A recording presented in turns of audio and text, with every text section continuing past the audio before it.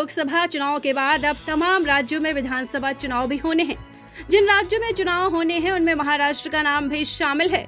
वहीं अब महाराष्ट्र में तमाम मुद्दों को लेकर बहस छिड़ गई है, जिसमें मनुस्मृति को लेकर भी बवाल मचा हुआ है। दरअसल महाराष्ट्र में स्कूल के सिलेबस में मनुस्मृति को शामिल करना बड़ा मुद्दा बन गया है।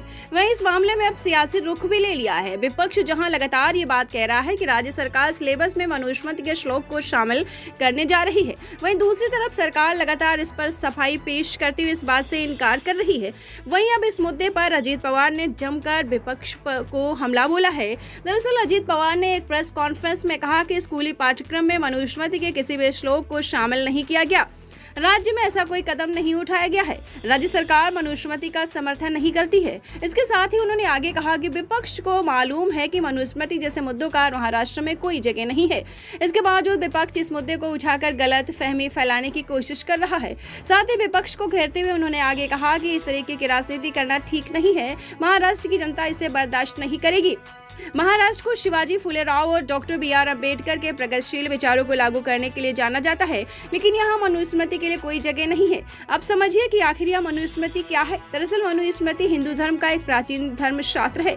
यह संस्कृत में लिखे गए कई धर्म ग्रंथों में ऐसा पहला ग्रंथ है जिसमें 1776 में अंग्रेजी में अनुवाद किया गया है। मनुस्मृति में कुल 12 अध्याय और 2684 श्लोक हैं। हालांकि कुछ संस्करणों में जो लोग हैं इसकी संख्या 2964 बताई गई है। दरअसल महर्षि मनु मानव संविधान के पहले प्रवक्ता और आदि शासक माने जाते हैं। मनु के संतान होने के कारण ही मनुष्यों को मानव या फिर मनुष्य कहा गया है। हालांकि मनुस्मृति पर महिलाओं के हक और जाति को लेकर कई बार बहस और विवाद की जंग छिड़ी हुई है। कहा जाता है कि बाबा साहब डॉक्टर भीमराव अम्बेडकर ने मनुस्मृति को जला दिया था, क्योंकि इसमें महिलाओं के साथ ही दलितों और वंचितों के हक छीनने की बात कही गई थी। वही मनुस्मृति को लेकर महाराष्ट्र की सियासत में इन दिनों जबरदस्त बहस छिड़ी हुई है। दोस्तों, हमारा ये वीडियो आपको कैसा लगा कमेंट्स बॉक्स में कमेंट जरूर करें। धन्यवाद।